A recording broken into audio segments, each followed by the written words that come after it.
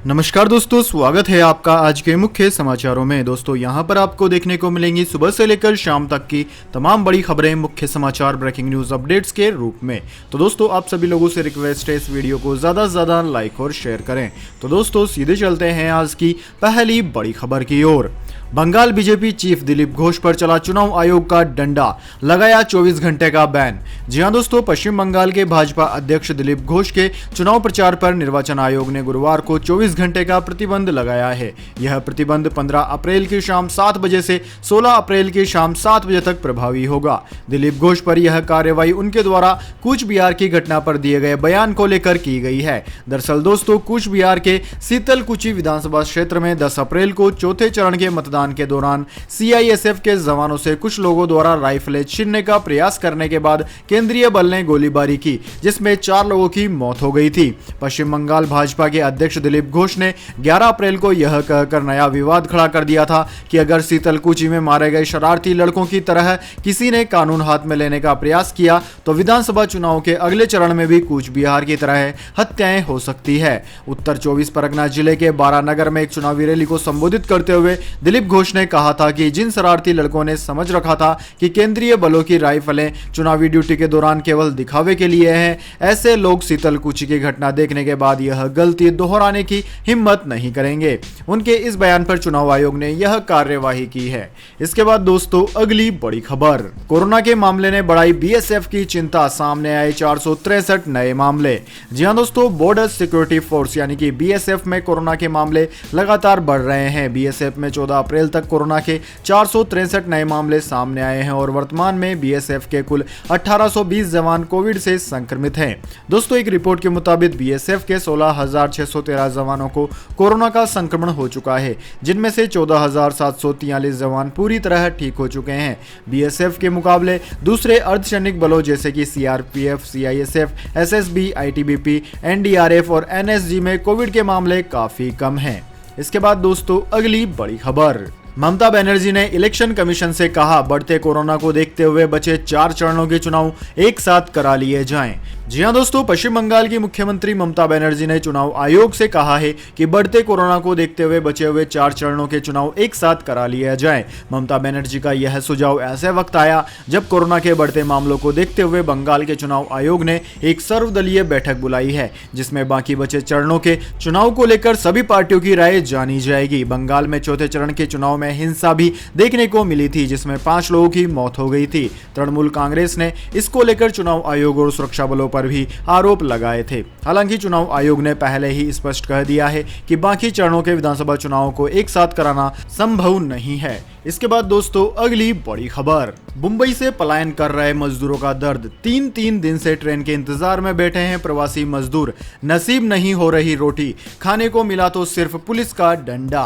जी हां दोस्तों, कोरोना की दूसरी लहर और लॉकडाउन के बीच घर लौटने को मजबूर लोग एक बार फिर बेबसी की त्रासदी झेल रहे हैं। दोस्तों प्रवासी मजदूरों का पलायन उस वक्त से शुरू हो गया था जब लॉकडाउन की आहट होने लगी थी, लेकिन तब से ही मुंबई पुलिस इनके ऊपर डंडे भी बरसा रही है, क्योंकि यह इकट्ठे हो गए हैं और यह अपने अपने गांव और शहर जाने के लिए रेलवे स्टेशनों और बस स्टेशनों पर भीड़ लगाए हुए हैं, लेकिन इनको उचित परिवहन के साधन नहीं मिल पा रहे हैं। इस वजह से 3 दिनों से प्रवासी मजदूर वहां पर बैठे हुए हैं। ऐसे में उनको रोटी तक नसीब नहीं हो पा रही है और कई बार तो पुलिस के डंडे उनको खाने पड़ते हैं।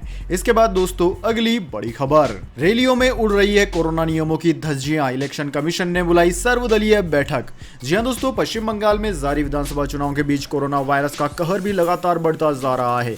इसे देखते हुए चुनाव आयोग ने विधानसभा चुनाव प्रचार को लेकर चर्चा के लिए शुक्रवार को एक सर्वदलीय बैठक बुलाई है। पश्चिम बंगाल में बुधवार को एक दिन में कोरोना वायरस के सबसे ज्यादा मामले सामने आने के बाद सर्वदलीय बैठक बुलाई गई। बैठक में चर्चा किया जाएगा कि कोरोना वायरस के बढ़ते मामलों को देखते हुए प्रचार कैसे किया जा सकता है और संक्रमण से कैसे बचा जाए। बैठक में वर्चुअल चुनाव प्रचार को लेकर लेकर चर्चा हो सकती है। हालांकि अभी तक इस संबंध में चुनाव आयोग की ओर से आधिकारिक रूप से कुछ नहीं कहा गया है। इसके बाद दोस्तों अगली बड़ी खबर, गंभीर होते कोरोना संकट के बीच 15 मई तक ताजमहल समेत एएसआई संरक्षित स्मारक होंगे बंद।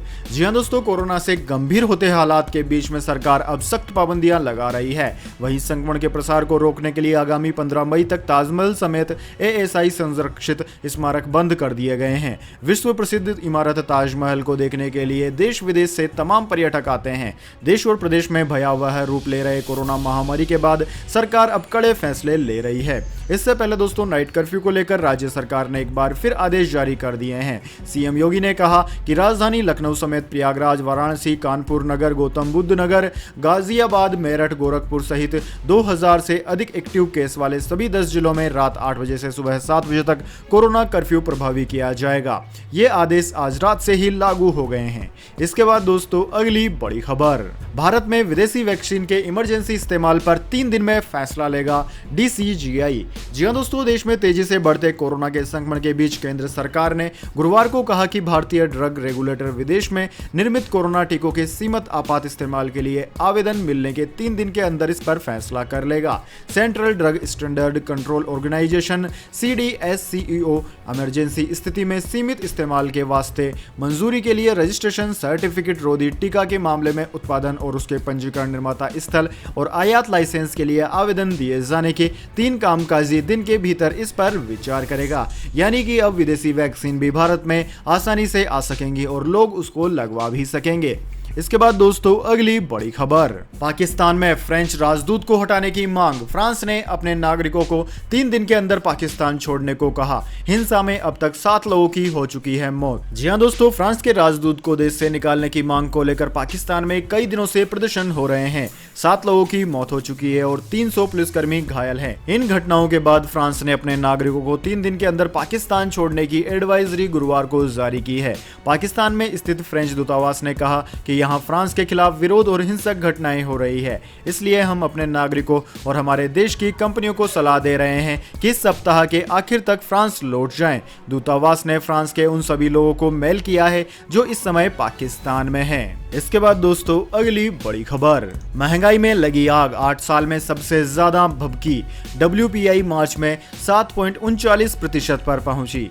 जी हां दोस्तों, कच्चे तेल और धातु की बढ़ती कीमतों के चलते थोक कीमतों पर आधारित मुद्रास्फीति मार्च में 8 साल के उच्चतम स्तर 7.39% पर पहुंच गई है। पिछले साल मार्च में मुद्रास्फीति का निम्न आधार होने के चलते भी मार्च 2021 में मार्च माह की महंगाई ऊंची रही है। दोस्तों PTI की खबर के मुताबिक पिछले साल कोविड-19 महामारी के प्रकोप को रोकने के लिए लगाए गए देशव्यापी लॉकडाउन के चलते कीमतें कम थी। खबर के मुताबिक थोक मूल्य सूचकांक पर आधारित मुद्रास्फीति 1 महीने पहले फरवरी में 4.17% और 1 साल पहले मार्च में 0.42% रही थी। WPI मुद्रास्फीति में लगातार तीसरे महीने बढ़ोतरी हुई है। वाणिज्य और उद्योग मंत्रालय ने कहा है कि मुद्रास्फीति की वार्षिक दर मार्च 2020 के मुकाबले मार्च 2021 में 7.39% रही है। इसके बाद दोस्तों अगली बड़ी खबर, रेमडेसिविर इंजेक्शन के लिए महाराष्ट्र में हाहाकार, कंपनी निर्माता से मिलने पहुंचे बीजेपी नेता प्रवीण दरेकर। जी हां दोस्तों, पुणे के जिला अधिकारी कार्यालय के बाहर रेमडेसिविर इंजेक्शन न मिलने के विरोध में बैठे कोरोना मरीजों के रिश्तेदारों की तस्वीरें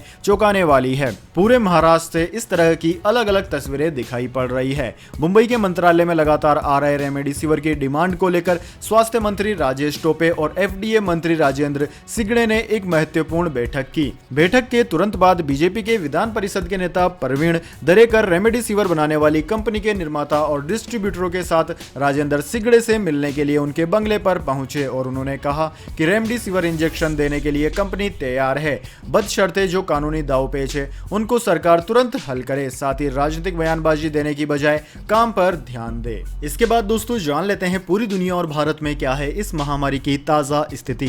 तो दोस्तों सबसे पहले बात करते हैं पूरी दुनिया की। तो दोस्तों पूरी दुनिया में इस वक्त तक इस महामारी के संक्रमितों का आंकड़ा 13,83,40,000 को पार कर गया है, जबकि दोस्तों मौतों का आंकड़ा 29,74,000 के पार है। दोस्तों इस महामारी से सर्वाधिक प्रभावित देशों की बात की जाए तो उनमें अमेरिका अव्वल है। अमेरिका में अब तक 3,14,44,000 से ज्यादा संक्रमित मरीज सामने आ चुके हैं। हालांकि दोस्तों वहां पर एक्टिव केसों की संख्या महज 75,000 ही बाकी है। इसके अलावा दोस्तों अगले देशों की बात की जाए तो India, Brazil, France, Russia, United kingdom, Turkey, Italy, Spain आदि ऐसे देश हैं जो कि इस महामारी से सर्वाधिक प्रभावित हुए हैं। इसके बाद दोस्तों बात कर लेते हैं क्या है भारत के हालात, लेकिन उससे पहले दोस्तों मेरी आपसे एक छोटी सी रिक्वेस्ट है, अगर दोस्तों आपको अभी तक हमारी न्यूज़ पसंद आई है तो इसे एक छोटा सा लाइक जरूर दे दें, और अगर आपको पसंद नहीं आई है तो बेशक आप डिसलाइक भी कर सकते हैं, लेकिन दोस्तों लाइक और डिसलाइक जरूर कीजिए, क्योंकि दोस्तों यही हमारी मेहनत का फल होता है और इसी से हमें पता चलता है कि आपको हमारी वीडियो पसंद आई है या नहीं। तो दोस्तों जल्दी से जान लेते हैं क्या है भारत के हालात। दोस्तों भारत में इस वक्त तक इस महामारी के संक्रमितों का आंकड़ा 1,40,74,000 को पार कर गया है। वहीं दोस्तों इस महामारी से मरने वालों की संख्या 1,73,000 को पार कर गई है। वहीं दोस्तों पिछले 24 घंटे की बात की जाए तो भारत में पिछले 24 घंटे के दौरान 2 लाख से भी ज्यादा नए केस सामने आए हैं, जो कि दोस्तों पूरी दुनिया में पहला नंबर रखता है। यानी कि भारत पूरी दुनिया में कुल केसों के मामले में दूसरे नंबर पर है और एक दिन में सबसे ज्यादा संक्रमित मरीज आने के मामले में पहले नंबर पर है। वहीं दोस्तों भारत के राज्यों की बात की जाए तो भारत के राज्यों में सबसे खराब स्थिति महाराष्ट्र की है। महाराष्ट्र में 35,78,000 से ज्यादा संक्रमित मरीज सामने अब तक आ चुके हैं, जिनमें से पिछले 24 घंटों के दौरान 58,000 से ज्यादा संक्रमित मरीज सामने आए हैं। वहीं दोस्तों इसके बाद में केरला, कर्नाटक, तमिलनाडु, आंध्र प्रदेश, दिल्ली, उत्तर प्रदेश, वेस्ट बंगाल, छत्तीसगढ़, राजस्थान आदि राज्यों का नाम आता है। इसके बाद दोस्तों अगली बड़ी खबर, रशिया ने 2 टूक शब्दों में कहा पाकिस्तान के साथ सीमित संबंध, इंडिया है विश्वसनीय सहयोगी और हमेशा रहेगा। जी हाँ दोस्तों, भारत और रूस के रिश्तों को लेकर पिछले कुछ समय से अटकलें लगाई जा रही है, खासकर जब यह खबर आम हुई कि रूस पाकिस्तान को सैन्य उपकरण देगा और दोनों देश संयुक्त नौसेना अभ्यास करेंगे। तब से नई दिल्ली मास्को के दशकों पुराने रिश्तों पर सवाल उठ रहे हैं। हालांकि अब रूस ने इस अटकलों पर विराम लगा दिया है। मास्को ने साफ कर दिया है कि भारत उसका विश्वसनीय सहयोगी था और हमेशा रहेगा। रूस के इस बयान से पाकिस्तान को मिर्ची लगनी तय है। दोस्तों रूसी मिशन के उप प्रमुख रोमन बाबुनशिक ने भारत को एक विश्वसनीय सहयोगी करार देते हुए कहा कि दोनों देशों के बीच कोई मत भिन्नता या फिर गलतफहमी नहीं है। साथ ही उन्होंने यह भी कहा कि स्वतंत्र संबंधों के आधार पर रूस का पाकिस्तान के साथ सीमित सहयोग है। बाबुश्किन ने भारत और पाकिस्तान सीमा पर 2003 के संघर्ष विराम समझौते का सख्ती से पालन करने की प्रतिबद्धता का स्वागत किया और कहा कि यह क्षेत्रीय स्थिरता के लिए बेहद महत्वपूर्ण कदम है। इसके बाद दोस्तों अगली बड़ी खबर, दिल्ली में वीकेंड कर्फ्यू लागू, जाने क्या रहेगा खुला और क्या बंद। जी हाँ दोस्तों, राष्ट्र राजधानी दिल्ली में कोरोना वायरस के रिकॉर्ड मामले सामने आने के बाद मुख्यमंत्री अरविंद केजरीवाल ने वीकेंड कर्फ्यू का ऐलान कर दिया। वीकेंड लॉकडाउन की शुरुआत शुक्रवार रात 10 बजे से होगी और सोमवार सुबह 6 बजे तक लागू रहेगा। दोस्तों दिल्ली के मुख्यमंत्री अरविंद केजरीवाल ने गुरुवार को प्रेस कॉन्फ्रेंस कर यह बताया कि राष्ट्रीय राजधानी में वीकेंड कर्फ्यू लगाया जाएगा। उन्होंने कहा कि मॉल, जिम, स्पा, ऑडिटोरियम को बंद करने के निर्देश दिए जा रहे हैं। उन्होंने बताया कि रेस्टोरेंट में अब बैठकर खाने की इजाजत नहीं होगी, केवल होम डिलीवरी की अनुमति होगी। इसके बाद दोस्तों अगली बड़ी खबर, मौसम समाचार, जानिए अगले 24 घंटे और पिछले 24 घंटे के मौसम पूर्वानुमान। सबसे पहले दोस्तों बात करते हैं बीते 24 घंटों की। तो दोस्तों अगर बीते 24 घंटों की बात की जाए तो बीते 24 घंटों के दौरान तेलंगाना, मराठवाड़ा, आंतरिक कर्नाटक और असम और दक्षिण तमिलनाडु के कई भागों में हल्की से मध्यम बारिश हुई है। इसके अलावा उत्तर पूर्वी भारत, तटीय ओडिशा, केरल, शेष तमिलनाडु, तटीय कर्नाटक, मध्य महाराष्ट्र, लक्षद्वीप और अंडमान और निकोबार द्वीप समूह के भी कुछ हिस्सों में हल्की बारिश देखी गई है। इसके अलावा दोस्तों समस्त भारत में मौसम शुष्क रहा। वहीं दोस्तों आगामी 24 घंटे की बात की जाए तो अगले 24 घंटों के दौरान विदर्भ, तेलंगाना, दक्षिणी छत्तीसगढ़, उत्तर आंतरिक कर्नाटक और केरल के कई हिस्सों में मध्यम से भारी बारिश के साथ भारी बारिश और गरज के साथ बौछारें पड़ सकती है। इसके अलावा दोस्तों राजस्थान, पंजाब और हरियाणा के कुछ हिस्सों में हल्की बारिश के साथ धूल भरी आंधी चल सकती है। गुजरात के पूर्वी जिलों में भी बारिश हो सकती है। इसके बाद दोस्तों अगली बड़ी खबर, शेयर मार्केट में उतार चढ़ाव जारी, सेंसेक्स 260 पॉइंट चढ़कर 48,800 के पार, निफ्टी भी पहुंचा 14,600 के करीब, टीसीएस का शेयर 4% तक उछला। जी हां दोस्तों, शेयर बाजार में गुरुवार को भारी उतार चढ़ाव रहा। सपाट खुले बाजार ने दिन भर लाल निशान में कारोबार किया, लेकिन अंत में लगातार दूसरे दिन बढ़त के बाद बंद हुआ।